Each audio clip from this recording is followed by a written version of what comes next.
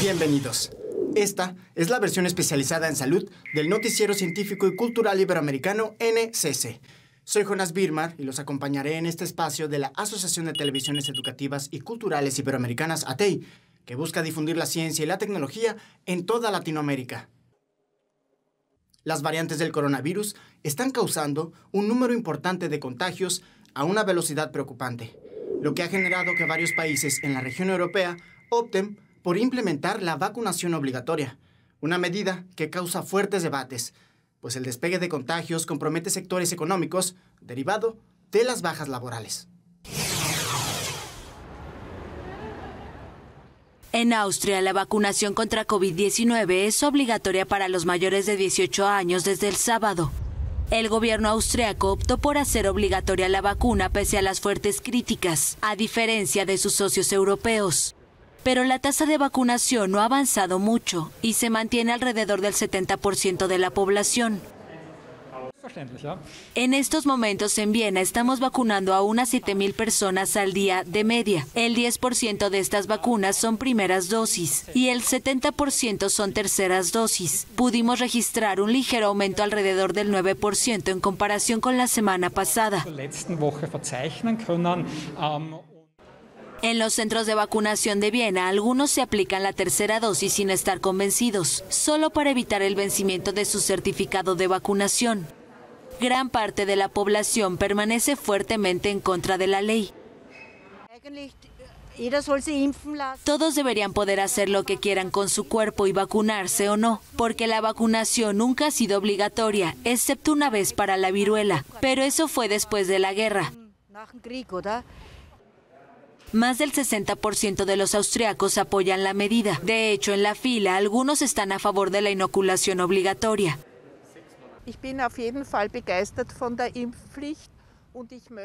Estoy feliz de que haya vacunación obligatoria y deseo que esto también se aplique en otros países europeos, tal vez incluso en todo el mundo, para que esta terrible pandemia finalmente pueda detenerse. La ley aplica para todos los mayores de edad, excepto para las mujeres embarazadas, personas que contrajeron el virus hace menos de 180 días y otros por razones médicas. Los controles comenzarán a aplicarse a mediados de marzo, con multas que van de unos $685 a $4,100, que serán condonadas si la persona se vacuna en las siguientes 2 semanas. Chile fue uno de los primeros países en América Latina en vacunar a sus ciudadanos contra la COVID-19, una de las campañas de inmunización más exitosas del mundo, a pesar de la fuerte demanda que existía por las vacunas y la limitada capacidad para producirlas. Una jornada voluntaria que alcanza al 92% de los habitantes de ese país y que hoy le permite aplicar una 4ª dosis oficialmente. Chile sigue liderando las campañas de vacunación en América y en buena parte del planeta. Este lunes se ha convertido en el segundo país del mundo tras Israel, que ha comenzado a aplicar la 4ª dosis de la vacuna contra la COVID-19. El paso del tiempo y la aparición de nuevas variantes hacen que las vacunas pierdan eficacia. Según ha explicado el presidente saliente Sebastián Piñera, la variante Omicron y la alta movilidad durante las fiestas navideñas auguran un aumento considerable de nuevos casos. Hoy día estamos en torno a los 4.000. Yo pienso que es probable que superemos los 10.000 casos. Tenemos que hacer todo lo que esté a nuestro alcance para proteger a los nuestros y también para ser solidarios. Como en anteriores ocasiones, las personas inmunodeprimidas son las primeras en recibir esta dosis de refuerzo. Muchas lo asumen con filosofía. Para que el mundo siga funcionando, tenemos que vacunarnos todos, aunque no creamos mucho en la vacuna. Pero la verdad que es importante para poder seguir viviendo. El mes que viene Chile abrirá la vacunación con la 4ª dosis a los mayores de 55 años. Más del 92% de su población tiene ya las 3 vacunas contra la COVID-19. 1.600.000 chilenos aún no han completado la pauta de la tercera dosis y sufren restricciones de movilidad. Alrededor del mundo se están desarrollando vacunas intranasales que podrían convertirse en un mejor refuerzo para combatir al coronavirus. Esta versión vacunal ha despertado la esperanza entre la comunidad científica y Cuba ya tiene su candidato en esta presentación de inmunizante. la cual empieza ensayos con el fin de contener los contagios y el desarrollo de las consecuencias más graves del nuevo virus. La directora del Centro de Ingeniería Genética y Biotecnología de Cuba, Marta Ayala, calificó de desafiante y novedoso al candidato vacunal cubano Mambisa, una fórmula intranasal contra la COVID-19. Esta vacuna se administra por la vía intranasal. Este es un dispositivo que se utiliza que produce un spray y realmente aquí le estamos presentando la propuesta de dispositivo final con el que estamos trabajando ahora, pero para llegar a este dispositivo utilizamos otros dispositivos. Se trata, afirmó la directora, del primer candidato vacunal por vía nasal que ha comenzado la fase de estudios clínicos en humanos en el mundo. Nosotros ya hemos manifestado nuestro interés, es un proceso que hemos estudiado y tiene etapas. Ya nosotros hemos trasladado a la OMS nuestro interés de someter nuestra vacuna al proceso de evaluación. Y es la OMS libre, o sea, como organización, de ir estableciendo los pasos que va a dar. Mambisa, nombrado así en alegoría a los luchadores independentistas cubanos, es uno de los 11 candidatos vacunales nasales desarrollados en el mundo. El mismo es aplicado a convalecientes de la enfermedad y como dosis de refuerzo en Cuba. Así lo afirmó la investigadora del centro, que diseñó también la vacuna Abdala, una de las 3 avaladas por la entidad reguladora nacional para su uso de emergencia desde mediados del año pasado. El presidente de Cuba, Miguel Díaz-Canel, destacó en Twitter los hitos conseguidos por Mambisa y lo describe como un ejemplo de resistencia creativa en Cuba. Richard Nixon, quien ocuparía la presidencia de los Estados Unidos a final de los años 60, declaró a las drogas como el enemigo número 1 de ese país, iniciando una campaña de prohibición que transformaría la vida en América Latina. Esta guerra contra las drogas, que ya cumple medio siglo, ha significado un fracaso rotundo para la salud pública y la erradicación de la violencia, un escenario que sigue empeorando en países como Argentina. Una veintena de personas murieron en suburbios de Buenos Aires por consumir cocaína adulterada y más de 70 personas están hospitalizadas. Las autoridades informaron el miércoles que la droga estaba adulterada presumiblemente por opiáceos. El Ministerio de Salud de la provincia de Buenos Aires emitió una alerta epidemiológica y sus servicios de emergencia continuaban registrando personas en grave estado. La Fiscalía pidió a los compradores de cocaína del populoso cinturón que rodea la capital argentina, de unos 14 millones de habitantes, que desechen droga adquirida recientemente. Los hospitalizados se distribuían en 8 clínicas del norte y el oeste del Gran Buenos Aires. Y aparentemente, por lo que sabemos, por lo que nos dicen, consumieron cocaína con veneno para rata, porque están muriendo una persona atrás de otra acá en el hospital. Un portavoz del ministerio informó a la France Press que hay fallecidos en vía pública y en domicilios que no se pudieron identificar. La policía detuvo a por lo menos 10 personas en una vivienda en el empobrecido barrio 3 de Febrero, a 40 kilómetros de la capital, donde presume que se mezcló y se distribuyó la cocaína adulterada. En el sitio allanado se encontró droga en envoltorios similares a los aportados por familiares de una de las víctimas y que se analizan en laboratorios del Poder Judicial. Lo que sabemos es que él se descompensó, o sea, se descompensó primero el amigo que falleció y después se descompensó él, pidió ayuda y lo trajeron acá a las 5 de la mañana. Y desde ahí está entubado y bueno, grave. Médicos de toxicología del Hospital Fernández de Buenos Aires afirmaron que como mínimo arrancaron con un 30% de adulterante. Vecinos del barrio de Loma Hermosa protestaron y se enfrentaron con la policía, que realizó detenciones de jóvenes en el lugar y destruyeron parte de sus viviendas. El VIH es otra pandemia que lleva décadas provocando contagios en todos los rincones del planeta. Un problema de salud pública que converge con factores psicológicos, sociales, económicos y de derechos humanos. En México, grupos de apoyo han logrado un acuerdo con el estado de Jalisco para la creación de un centro de diagnóstico que pueda ayudar en la lucha contra este otro virus.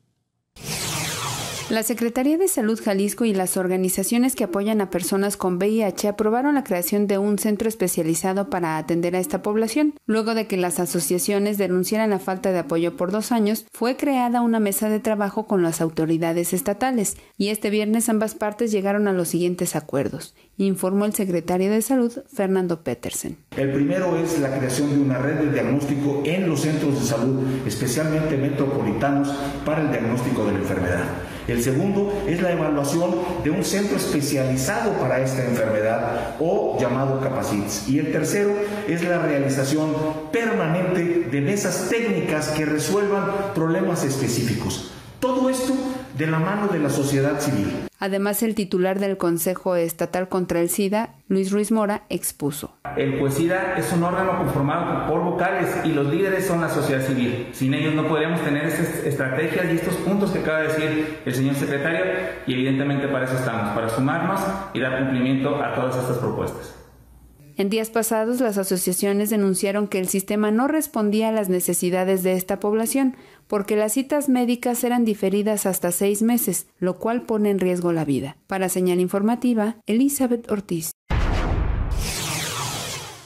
Sean parte de nuestros canales de WhatsApp y Telegram. En un momento, regresamos con más.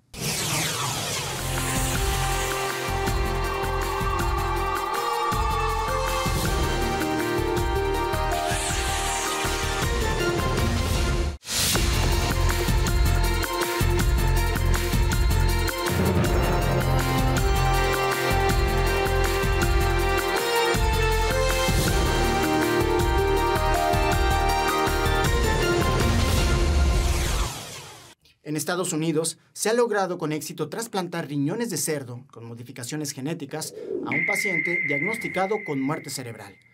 Un procedimiento novedoso que podría ayudar a resolver la escasez de órganos disponibles para trasplante y que también incluye los trasplantes de corazón de cerdo a humano. A continuación, más información al respecto.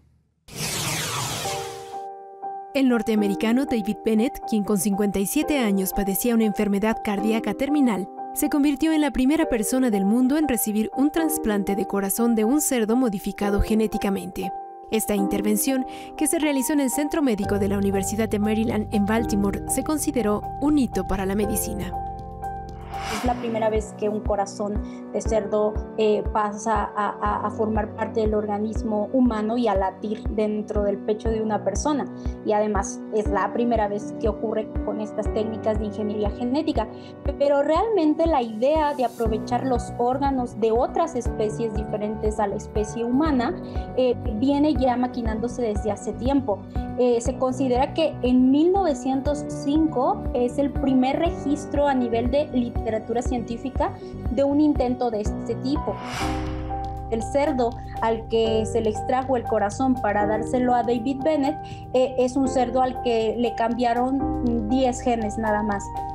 3 de esos genes fueron suprimidos, son genes del genoma que forman parte de la información genética del cerdo, fueron suprimidos para que no generara rechazo en el humano. Otro gen también del genoma del cerdo fue igualmente suprimido para evitar que creciera en exceso el tejido cardíaco, el corazón, y se le añadieron 6 genes del genoma humano para hacerlo más parecido precisamente a nuestra especie. El corazón utilizado fue proporcionado por la compañía estadounidense Revivicor, que se dedica a la crianza de este tipo de mamíferos para trasplantes de órganos. Los órganos de los cerdos son similares en tamaño a los de los seres humanos. Y ese ha sido uno de los grandes problemas de los genotrasplantes, ¿no? Que podían venir contaminados, ¿no? Por ejemplo, si un cerdo se había criado en condiciones poco controladas, con patógenos propios de esa especie, y además estaba el riesgo de rechazo. Entonces, lo que hace la ingeniería genética y las condiciones controladas de empresas como Revivicor es disminuir estos riesgos. La operación demostró que el corazón de un animal genéticamente modificado puede funcionar en el cuerpo humano sin que se presente un rechazo inmediato. Pero no se pueden perder de vista los debates que ha despertado la noticia hasta ahora, algunos relacionados con la demanda de órganos. ¿Por qué los cerdos?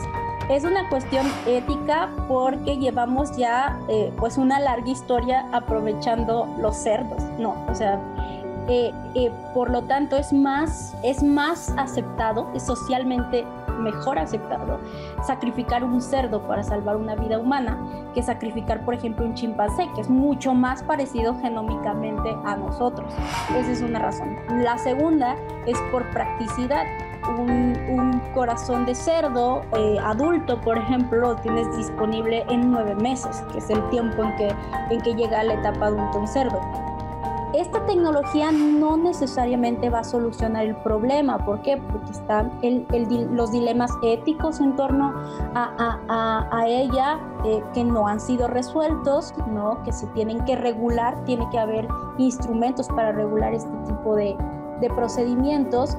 Y además están también las cuestiones éticas de los derechos de los animales. Hay que ver en qué condiciones en todo caso se van a diseñar y producir esos animales.